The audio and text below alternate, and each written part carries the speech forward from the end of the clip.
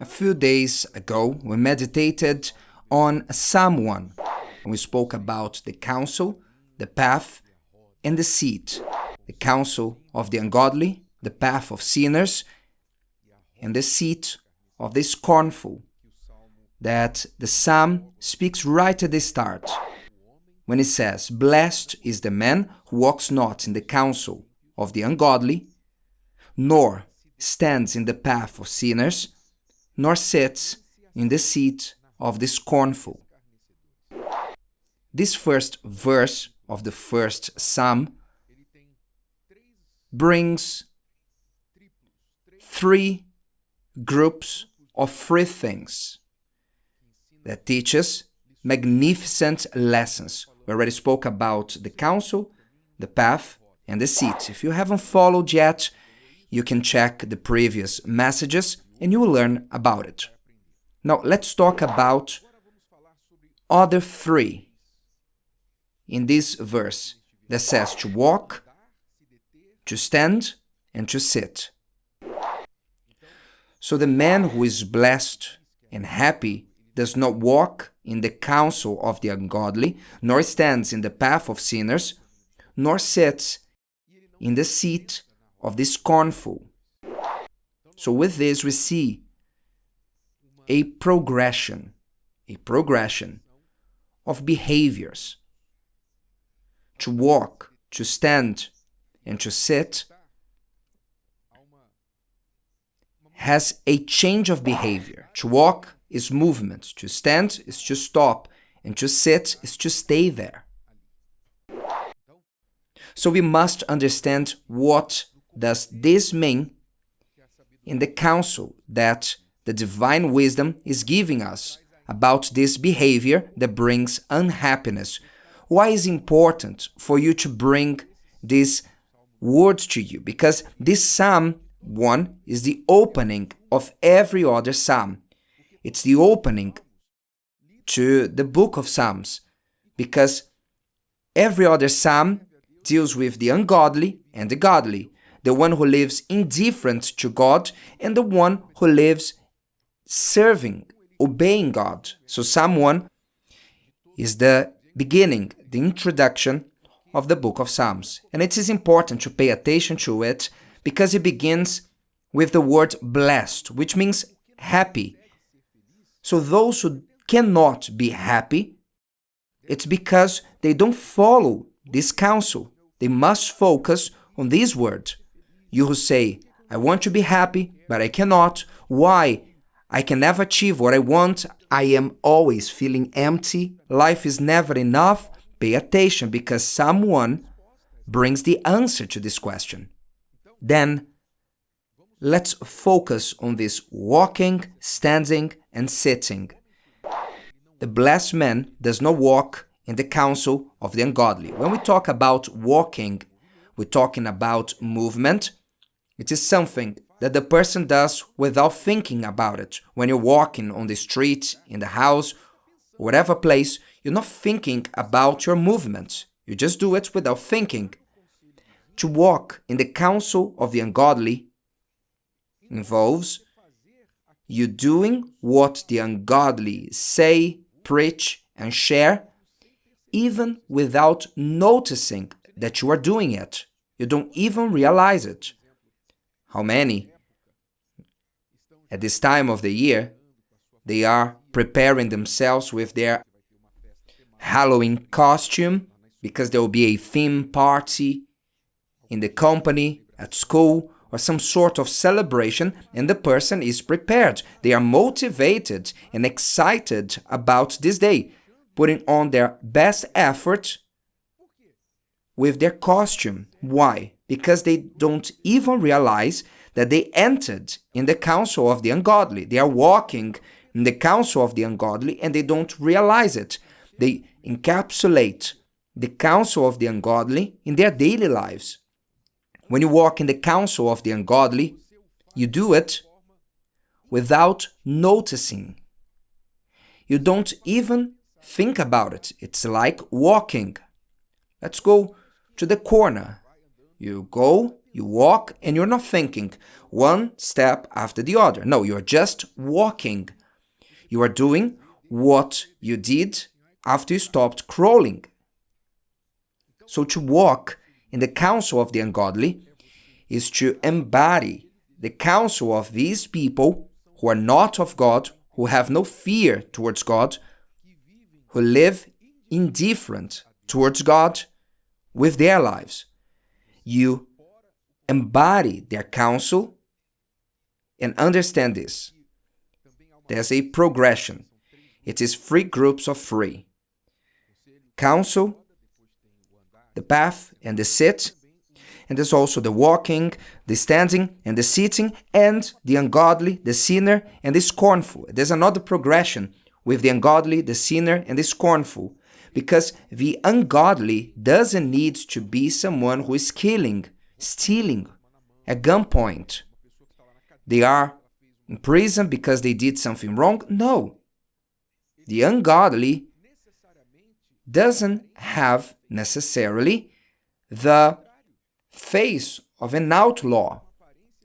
They can look as a good person. This is the great danger with the counsel of the ungodly, because the ungodly, they firstly think that they are so good that they give advice.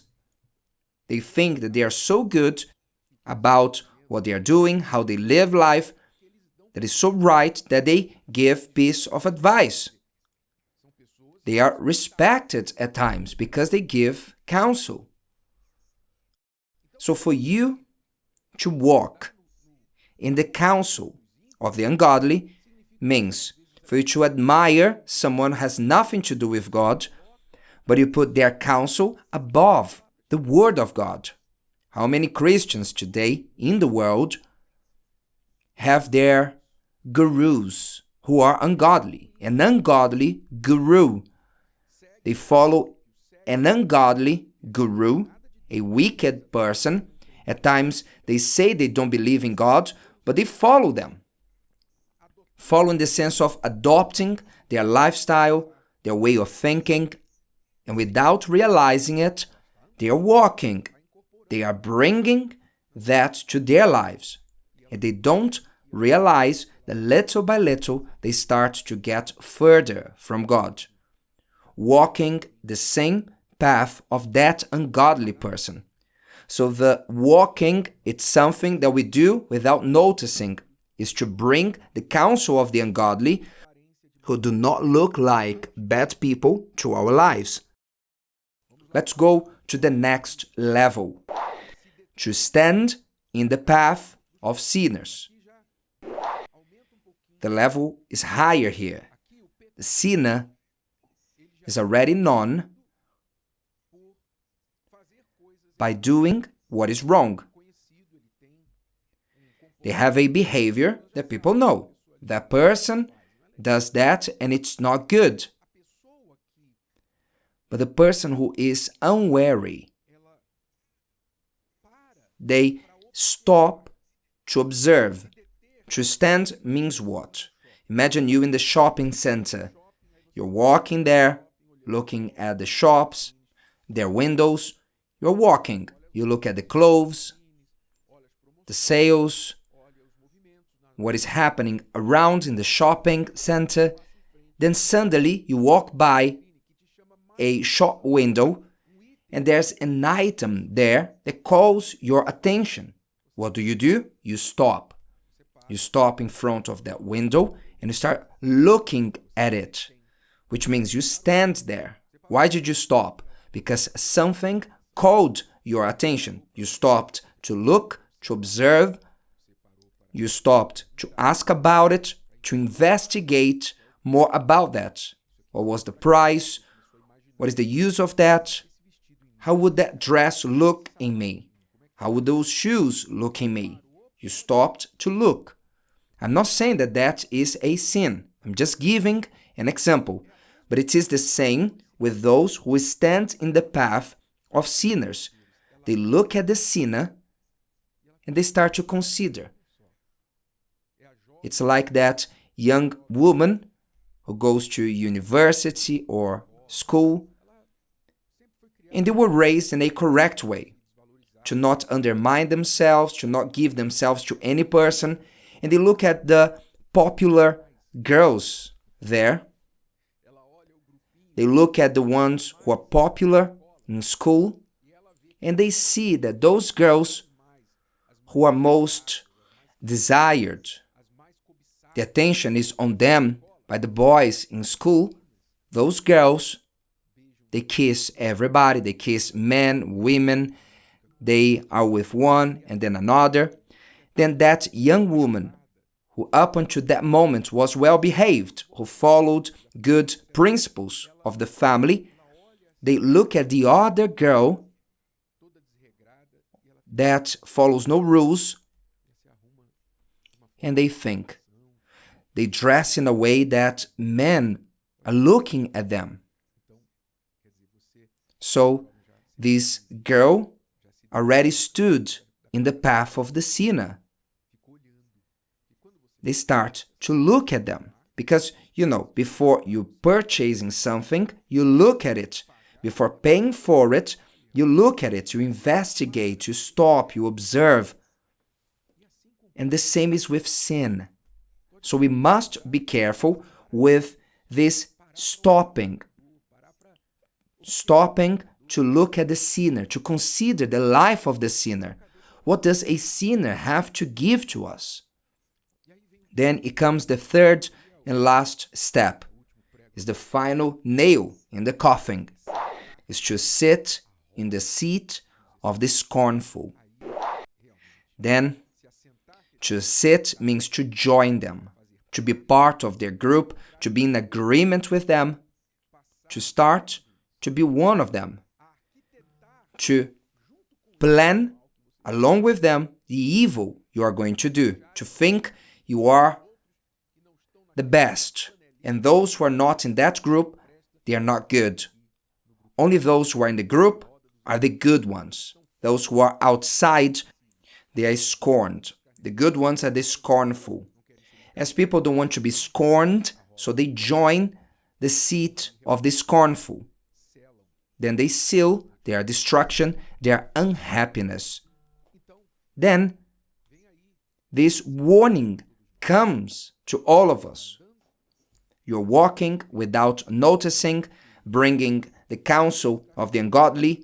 You are stopping and standing to observe with some envy or curiosity in the life of the sinners.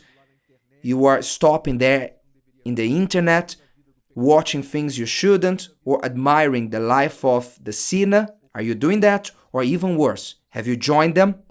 You're already in the seat. You're already with them. What is your condition? Wake up, dear friend, because this progression is the path to unhappiness. You don't notice at first. You only realize when the bomb explodes under your nose. And then it can be too late.